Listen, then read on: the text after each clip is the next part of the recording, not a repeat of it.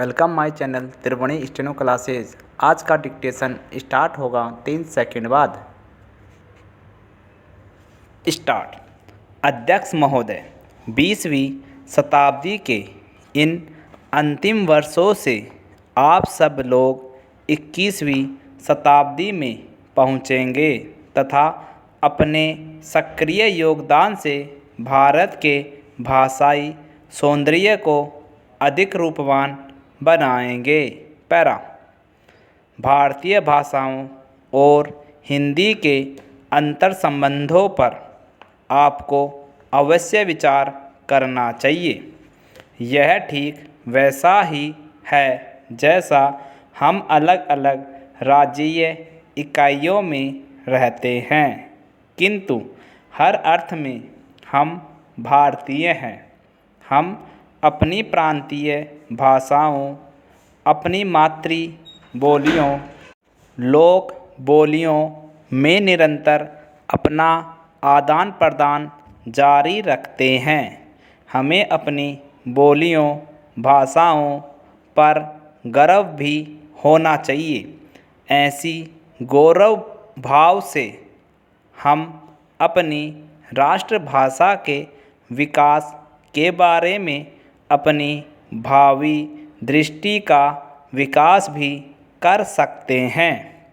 भारतीय भाषाओं की सबसे बड़ी शक्ति है लोक से उनका जुड़ाव। लोक यानी लोक जीवन, जिसे आसानी के लिए अपनी लोक जीवन की जड़ों से जुड़ाव भी कह सकते हैं।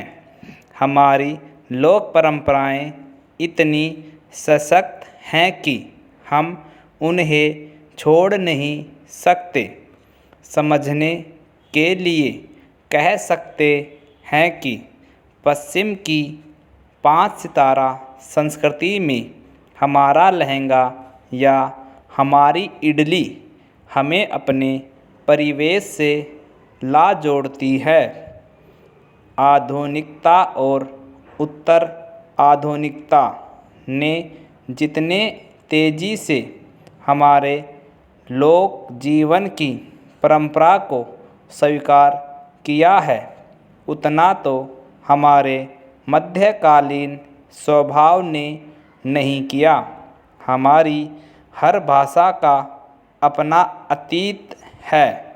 हर भाषा की बोली या बोलियों का समुच्चय है, अर्थात हम अपनी प्राचीन संस्कृति से जुड़े हैं। यह शक्ति हमारे तमाम जीवन संबंधी क्रियाकलापों से जुड़ी है। पैरा। आप लोगों ने शिक्षा की दक्षता प्राप्त की है। क्या कोई शिक्षा भाषा के बिना हो सकती है? स्पष्ट है कि आपका उत्तर नहीं में होगा, परंतु यहाँ एक प्रश्न यह भी कि क्या हम केवल एक भाषावादी हैं? जाहिर है हम घर में भोजपुरी, बुंदेली, कोंकणी आदि बोलते हैं, तथापि ये बोलियों दाक्षिणात्य बोलियां हमारी भाषाओं को शक्ति और ऊर्जा पहुंचाने वाली है। हमारी भाषाओं का लोक क्षेत्र अत्यंत विकसित है और यह हमारी भाषाओं की अद्भुत शक्ति है। हमारी भाषागत अद्भुत शक्ति हमारी भाषाओं की बाह्य और आंतरिक एकता में निबद्ध है। इसलिए हमारी सभी भाषाएं सहोदरा है। नव स्नातकों, आपके पास भाषा जैसे संवेदनशील ज्ञान की नई चेतना है, उससे चमत्कार भी गठित हो सकते हैं तथा तनाव भी बढ़ सकते हैं।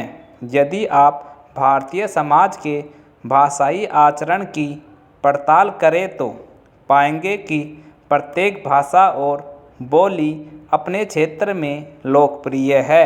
पैरा।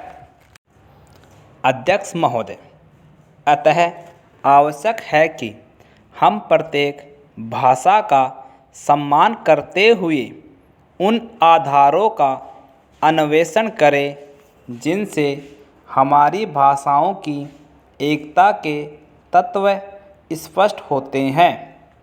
इस कार्य से हम दूसरी भाषाओं के बारे में जानकारी प्राप्त कर सकते हैं तथा अपनी भाषा को समृद्ध कर सकते हैं।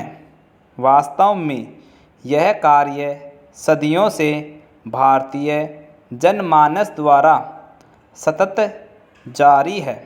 भाषा के इस महत्वपूर्ण आधार द्वारा हम अपनी संस्कृति की बेजोड़ शक्ति से भी परिचित हो सकते हैं, जो सीधे भारतीयों को एक बनाए रखती है। कहना होगा कि भाषा द्वारा वह शक्ति कभी कभी मुखरित भी होती है। हमारे समय की मुख्य चुनौती यही है कि हम अपनी एकता को खंडित न होने दें। बाहरी और भीतरी, दृश्य और अदृश्य, ऐसे अनेक आक्रमण हैं जो स्वार्थी शक्तियों द्वारा लगातार किए जा रहे हैं। उदाहरण के लिए भारत में भाषाओं के आपसी संबंध कहीं भी कटुतापूर्ण नहीं हैं, किंतु स्वार्थी शक्तियाँ एक महत्तम भारतीय भाषा के विरुद्ध द्वेषपूर्ण भाव को राजनीतिक औजार के रूप में इस्तेमाल कर रही है। यदि समय रहते हम सचेत न हुए तो जैसा आप देखते हैं भारत में विखंडवादी शक्तियाँ तरह तरह के विभेद सामने ले आएंगी।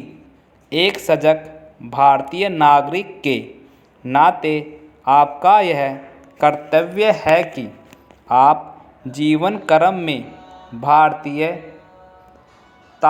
भारतीय संस्कृति और भारतीय भाषाओं के प्रति अपनी निष्ठा अटूट रखें। हमारी भाषाओं का विकास एक दूसरे से सहसंपर्क से ही संभव है। मेरी कामना है कि आप अगली शताब्दी में इस सहसंपर्क को अधिक तीव्र और अर्थवान बनाएंगे। पैरा। भाषाओं के परस्पर विकास के लिए परंपरागत ढंग से कार्य करना बहुत उचित नहीं है। विश्व की बदली हुई परिस्थितियों में हमें भी स्वयं को अवश्य बदलना है। मैं आप लोगों से अनुरोध करूंगी कि आप जहां भी काम करें वहां इस संकल्प के साथ कार्यलग्न हो कि शिक्षा और भाषा के क्षेत्र में जो नया किया जाए। स्पष्ट है, मेरा संकेत भाषा शिक्षण में नई पद्धतियों का प्रवेश कराना तथा नए यंत्रों के प्रयोग से है। आप जैसे ही रोजगार पा लेते हैं और पहले दिन ही यदि आप सोचने लगते हैं कि आपके पास एक पर्सनल कंप्यूटर होना चाहिए, तो यह पहला प्रयास होगा कि आप विकसित पद्धति के साथ जुड़ रहे हैं। इसके लिए आपका व्यक्तिगत प्रयास पूरी सामाजिक चेतना बदलने में सहयोगी होगा, जिससे नई चेतना आएगी और प्रगति होगी। कंप्लीट।